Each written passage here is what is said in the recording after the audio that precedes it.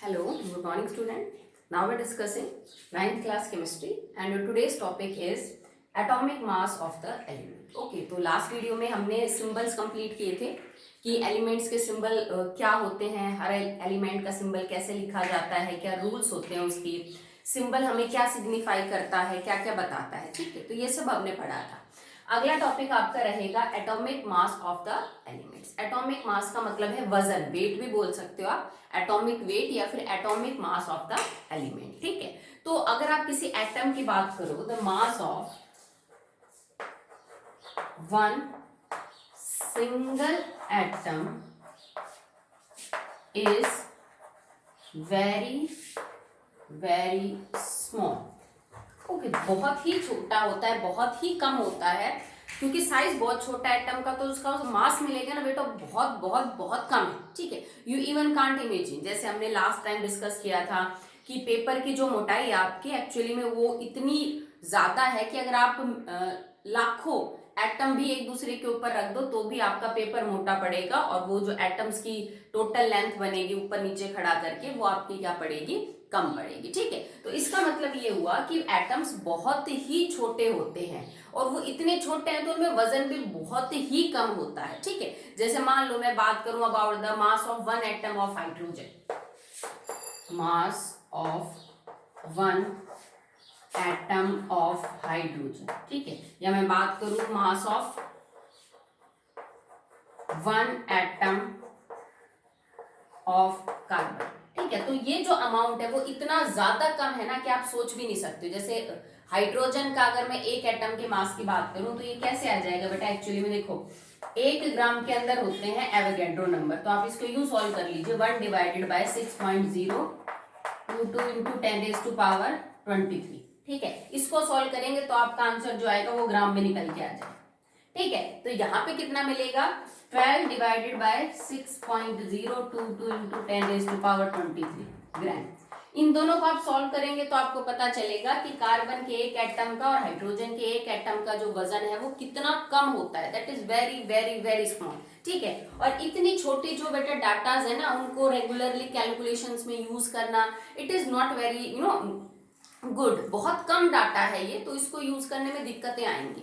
तो हमने क्या किया कि एक्चुअली में जो एटॉमिक मास है ना उसकी जगह एक दूसरी टर्म यूज की, रिलेटिव एटॉमिक मास.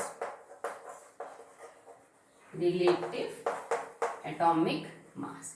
एटॉमिक मास में और रिलेटिव एटॉमिक मास में क्या फर्क है. एटॉमिक मास का मतलब है एक्चुअल, जैसे अगर मैं बोलूं एक्चुअल. रिलेटिव का मतलब है किसी चीज से रिलेट करके बताना. जैसे सिंपल सी बात है, दो बच्चे हैं, जैसे आप कह दो कि रोहन का जो वजन है ना वो 40 kg है. ठीक है, और मैं कह दूं जो राम का वजन है वो 20 kg है. ये हो गया एक्चुअल, जिसका जितना डाटा था मैंने आपको बता दिया. एक मैं ये कहूं कि जो राम का वेट है ना वो 20 kg है, पर रोहन का वेट ना इससे दुगना है, तो आपको पता तो चल ही गया कि भाई इसका 40 kg है, पर मैंने रोहन का वेट राम का वेट को रिलेट करके बताया, मतलब इनडायरेक्टली बताया, तुम्हें डायरेक्टली नहीं बताया. पर किसको बेस माना, राम के वेट को हमने बेस माना, और उसको बेस मान के फिर हमने रोहन का जो वेट है वो पता किया. इस तरह के कॉन्सेप्ट को रिलेटिव बोलते हैं. किसी को बेस मान के किसी दूसरी चीज को समझाना रिलेटिव है, और एक्चुअल होता है जितनी है, मतलब या तो एब्सोल्यूट बोलोगे. देखो मास ना दो टाइप का होता है एटम का, एक होता है एब्सोल्यूट और एक होता है रिलेटिव. एब्सोल्यूट का मतलब होता है एक्चुअली में जो वजन है वो, कि जैसे मैंने बोल दिया एक एटम का वजन इतना है, इसका इतना है, that is absolute atomic mass. Okay, और रिलेटिव एटॉमिक मास का क्या मतलब होता है कि अगर हम किसी एटम का मास किसी दूसरे एटम से रिलेट करके बताएं. ठीक है, जैसे हम वेट रिलेट कर रहे थे दो बच्चों का, कि डायरेक्टली ना बताएं कि एक एटम का वजन कितना है, ये बताएं कि ये एटम इस एटम से कितना भारी या कितना हल्का है, तो उस मास को हम बोलते हैं रिलेटिव एटॉमिक मास. ठीक है, तो क्योंकि एक्चुअल जो मास एटम्स का वो तो बहुत ही कम है, सो हम एक्चुअल मास एक्सप्रेस नहीं करते एटम्स का. हम कौन सा मास एक्सप्रेस करेंगे, that is relative atomic mass. So for relative atomic mass we have to choose one element for the standard. ठीक है, जैसे यहाँ पे मैंने रोहन का वेट एक्सप्रेस करने के लिए राम को स्टैंडर्ड चुना. राम को बेस माना ना उसके वजन को, फिर रोहन का बताया। तो इसी तरह अगर आप एक्चुअली जो एटम्स का वेट है वो बहुत ही कम है और आपको कोई रेफरेंस लेना है, कोई स्टैंडर्ड लेना है कि भाई इसके साथ कंपैरिजन करके बता देते हैं ताकि ठीक ठाक लगे। जैसे मान लो किसी सब्सटेंस का मास जो है वो 1 मिलीग्राम है और किसी का 10 मिलीग्राम है, तो वजन तो काफी कम है वो। इसको एक तो मैं यूं बोलूं 1 मिलीग्राम और 10 मिलीग्राम, और एक मैं यूं बोलूं कि ये जो 1 मिलीग्राम है ना भाई, इस वजन से जो 10 मिलीग्राम वाला वजन है वो 10 गुना भारी है। तो वो सुनने में थोड़ा ठीक लगता है कि इसके वेट से ये चीज 10 गुना भारी है। मैंने तुम्हें एग्जैक्ट नहीं बताया, ठीक है, कि कितना वेट है, पर मैंने ये कह दिया कि ये जो दो पार्टिकल है ना ए और बी, मान लीजिए इसका 1 mg वेट है, इसका 10 mg, मैं यूं कह दूं बी जो है ना ए से 10 टाइम्स हैवियर है, तो वो बात कर रहे हैं। ओके, तो कोई ना कोई तो मुझे बेस चूज करना पड़ेगा ना जिससे मैं कंपैरिजन करूं कि ये कितना भारी और कितना हल्का है, ठीक है। तो वो जो एलिमेंट्स है वो स्टैंडर्ड के तौर पे चुने जाते हैं। सबसे पहले हाइड्रोजन को चुना गया कि भाई हाइड्रोजन को बेस ले लेते हैं और फिर हर एलिमेंट का जो मास है वो थोड़ा निकाल के देखते हैं, ठीक है। हाइड्रोजन को लेने का सिंपल रीजन ये था कि हाइड्रोजन है सबसे हल्का एलिमेंट होता है, उसका जो वजन है वो सबसे कम होता है, ठीक है।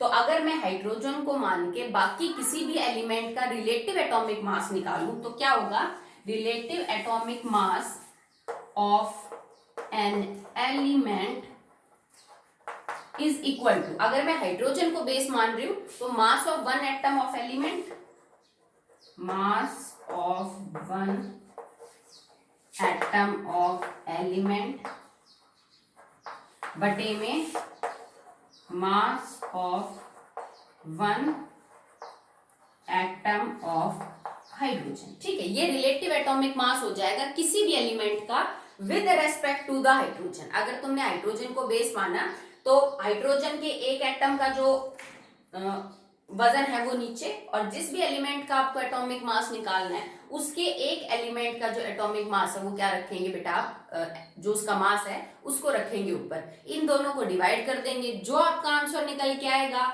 वो उस एलिमेंट का रिलेटिव एटॉमिक मास होगा, ठीक है। जैसे मैं यूं कह दूं कि ऑक्सीजन का रिलेटिव एटॉमिक मास 16 है, हमने 16 लिखा ना ऑक्सीजन का। जैसे कि फॉर एग्जांपल नाइट्रोजन का एटॉमिक मास 14 है, तो उसका क्या मतलब है कि ऑक्सीजन का एक एटम हाइड्रोजन के एक एटम से 16 गुना भारी है, ठीक है। जैसे इस चीज को हम सॉल्व करके देखें,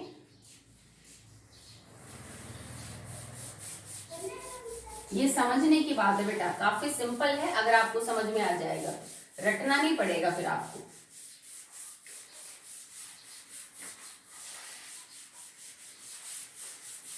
ठीक है, जैसे हमने लिखा मास ऑफ वन, या सिंपल लिख लो, चलो भैया आप इसको, relative atomic mass of an element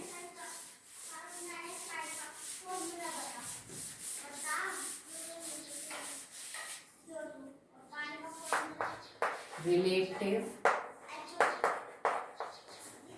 atomic mass of element, किसी भी एलिमेंट के बारे में बात हो रही है, ठीक है। तो हम क्या लिखेंगे, मास of one atom of that element divided by the mass of one atom of hydrogen, ठीक है।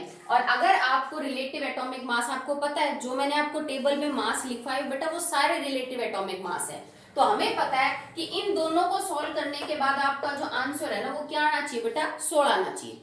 अब इसका आंसर इज इक्वल टू 16 कब हो सकता है, जब मेरा आंसर ये हो 16 डिवाइडेड बाय 1। बात समझ रहे हो आप भाई, कोई भी नंबर हो सकता है कुछ भी, पर उसको काटने पे ऊपर 16 और नीचे 1 आएगा, तभी तो ये 16 के बराबर होगा। और इस चीज का मतलब क्या हुआ कि mass of one atom of element divided by mass of one atom of hydrogen is equal to 16। Okay, अब इसको यूं भी तो लिखा जा सकता है ना, 16 multiply by mass of one atom of hydrogen is equal to mass of one atom of element, जिस भी एलिमेंट के बारे में बात कर रहे हैं। तो यही मतलब हुआ ना कि अगर हाइड्रोजन के एक एटम के मास को मैं 16 से गुणा कर दूं तो मुझे उस एलिमेंट के, सॉरी अब तो ये एलिमेंट फिक्स हो गया ना, ऑक्सीजन है, अब इसमें एलिमेंट की जगह ऑक्सीजन लिख सकते हैं क्योंकि हमने 16 लिखा है तो इट इज ऑक्सीजन। तो ये पता चल गया कि ऑक्सीजन का एक एटम एक्चुअली में 16 गुना भारी होता है हाइड्रोजन के एक एटम से।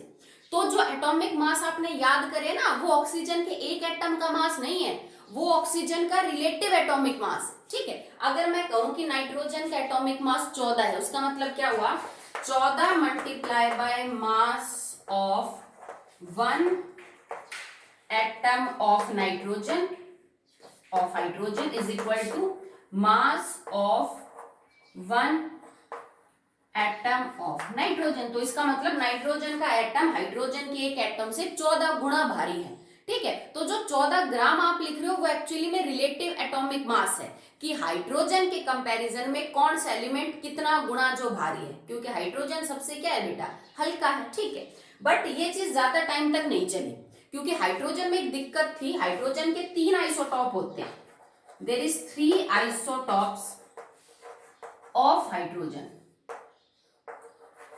ठीक है, और उनका मास अलग अलग मिलेगा, क्योंकि आइसोटॉप तो होते ही हैं जिनका जो मास है वो अलग अलग हो, नंबर सेम हो। कौन कौन से होते हैं, it is protium, deuterium and tritium. 3 होते हैं, प्रोटियम,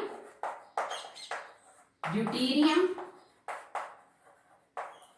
ट्रिटियम।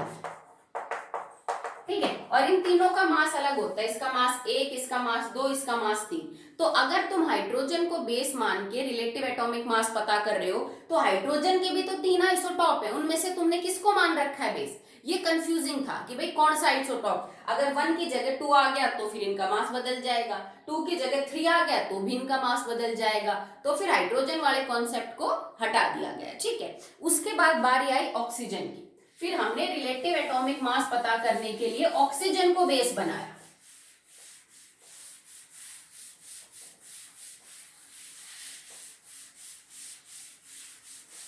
ठीक है, तो second time we chooses oxygen as the base. इसमें भी यही था कि रिलेटिव एटॉमिक मास क्या होगा, relative atomic mass of an element is equal to mass of 1 atom of that element divided by mass of 1 atom of oxygen। जहां हमने hydrogen लिखा हम वहां पे क्या लिख देंगे बेटा, ऑक्सीजन। तो रिलेटिव एटॉमिक मास ऑक्सीजन को भी बेस मान के जो है वो पता किए जा सकते हैं। इस तरह से रिलेटिव एटॉमिक मास निकल जाएगा ऑक्सीजन को बेस मानते हुए। बट ऑक्सीजन के अंदर भी प्रॉब्लम देखने को मिली। क्या प्रॉब्लम आई बेटा, कि जैसे हाइड्रोजन के आइसोटॉप होते हैं उसी तरह ऑक्सीजन के भी जो है वो आइसोटॉप्स देखने को मिलते हैं। तो आइसोटॉप जब भी होंगे तब भी मास में कंफ्यूजन होगा, और इस वजह से ऑक्सीजन वाले टर्म को भी जो है वो क्या कर दिया गया, रिजेक्ट कर दिया गया। ठीक है, तो अब आगे देखिए एक बार।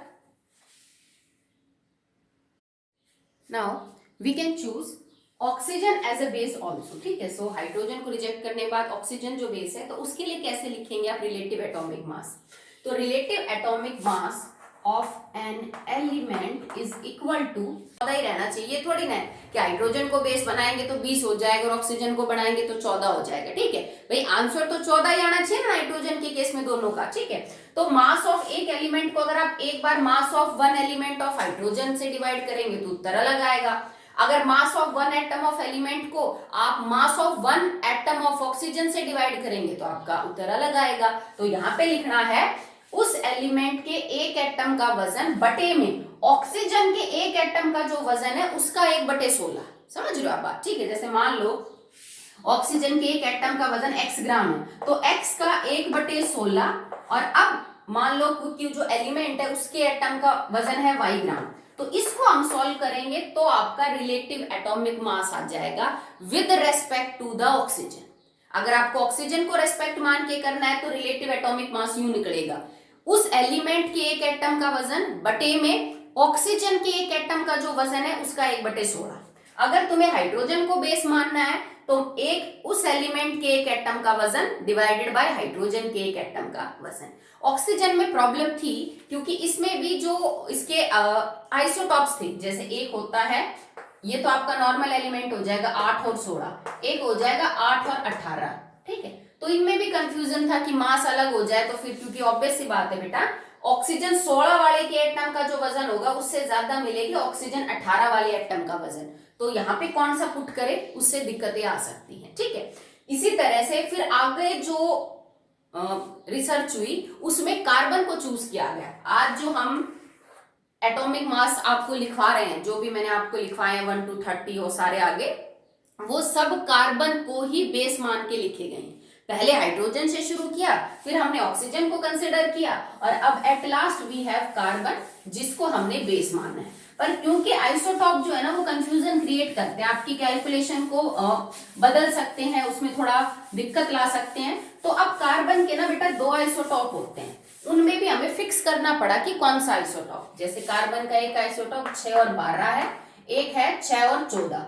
तो हमने अब फिक्स कर दिया कि भाई कार्बन का कोई भी आइसोटॉप नहीं, हमने जो स्टैंडर्ड मानना है ना वो कार्बन का 12 वाला आइसोटॉप है, जिसका एटॉमिक नंबर तो 6 है और एटॉमिक मास क्या है 12।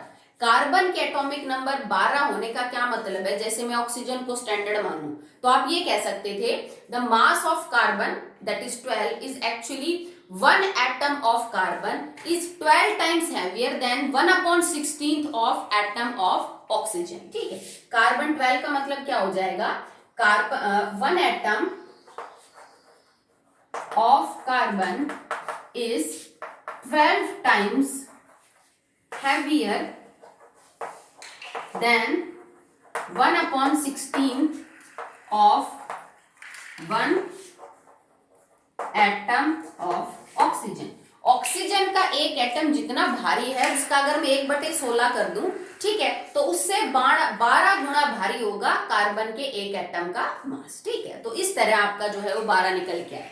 फिर हमने कार्बन को एज ए बेस मान लिया, कार्बन के भी आइसोटॉप्स को फिक्स कर दिया कि भाई 14 वाला नहीं, हमें सिर्फ 12 वाला ही जो है वो आइसोटॉप चाहिए। और आज जितने भी पीरियोडिक टेबल के अंदर आपने एलिमेंट्स देखे हैं उन सब का जो मास है वो कार्बन को ही बेस मान के निकाला गया है। ठीक है, अब कार्बन को बेस मान के तुम कैसे किसी भी एलिमेंट का मास निकालोगे, तो ये हम ऑक्सीजन जैसे किया था उसी तरह से करेंगे। ठीक है, so now the relative atomic mass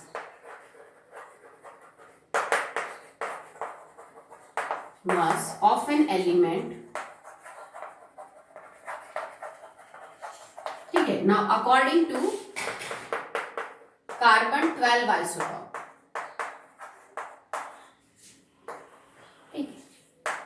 carbon 12 isotope के अकॉर्डिंग रिलेटिव एटॉमिक मास किसी भी एलिमेंट का जो है वो क्या हो जाएगा। सो आप लिखोगे मास ऑफ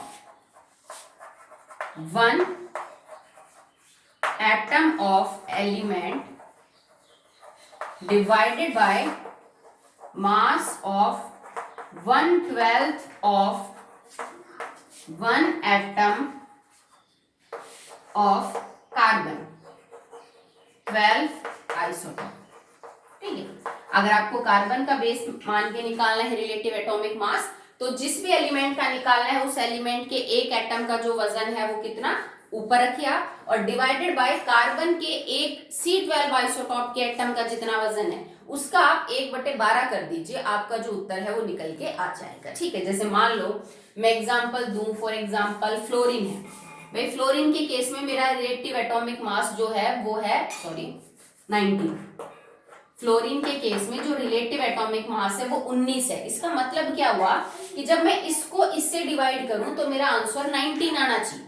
समझ रहे हो आप, this divided by this will be equal to 19। तो आप यूं लिख सकते हो 19 is equal to mass of 1 atom of electron and divided by mass of 1/12 1 atom of carbon. यही हुआ। ठीक है, अब आप इस चीज को कैसे सॉल्व करेंगे, देखो ये चीज इसके साथ मल्टीप्लाई हो जाएगी। ठीक है, 1 एटम ऑफ इलेक्ट्रॉन, एक एटम का जो मास है किसी भी एलिमेंट का वो एक्चुअली में उसका जो रिलेटिव एटॉमिक मास है उसके गुणा में 1/12 के बराबर, एक्चुअली 12 मल्टीप्लाई बाय 12। ठीक है, इसको आप यूं देखिए कि जैसे आपका आंसर यहाँ पे जो है वो 19 है, इसका सीधा सा मतलब हुआ बेटा कि उस एलिमेंट का एक एटम का जो वजन है वो एक्चुअली में 19 टाइम्स हैवियर है as compare to the 1/12 of the mass of one atom of carbon. अगर मैं कार्बन के एक एटम के वजन को 1/12 कर दूं तो जो आंसर आएगा उसका 19 गुना ज्यादा वजन रखेगा कौन? One atom of electron. भाई इस पूरी चीज को आप यहाँ पे मल्टीप्लाई करेंगे तो इसका मतलब क्या हुआ? एक कार्बन के एक एटम के मास का 1/12 गुणा में 19, इस टोटल वेट का 19 टाइम्स होगा एक एटम इस एलिमेंट का। तो इसीलिए फ्लोरीन का जो एटॉमिक मास है वो 19 है। क्यों है? क्योंकि फ्लोरीन का एक एटम कार्बन 12 के एक एटम के 1/12 से 19 गुना क्या है बेटा? भारी है। अगर मैं लिखूं कैल्शियम का 40, तो कैल्शियम के 40 का मतलब कि कैल्शियम के एक एटम का जो वजन है ना वो एक्चुअली में 40 गुना ज्यादा है। किससे? कार्बन के एक C12 आइसोटॉप के मास के 1/12। ठीक है, तो आज जितने भी मासेस हैं that are according to the carbon 12 as the basic isotope, और उसका सीधा सा कनेक्शन होता है कि कार्बन 12 के एक एटम का जो मास है उस एटम के 1/12 करने के बाद जो वजन आया उससे तुम्हारा एटम कितना गुना भारी है। हाइड्रोजन 1 तो हाइड्रोजन 1 गुना भारी है, लिथियम का 7 है तो लिथियम 7 गुना भारी है, सोडियम का 23 है तो सोडियम 23 गुना भारी है। ठीक है, जैसे मैं लिखूं पोटेशियम का 39 है तो पोटेशियम के एक एटम का वजन, ठीक है, 39 टाइम्स हैवियर है एज कंपेयर टू अगर मैं कार्बन 12 के एक एटम का 1/12 जो है वो कर। ठीक है,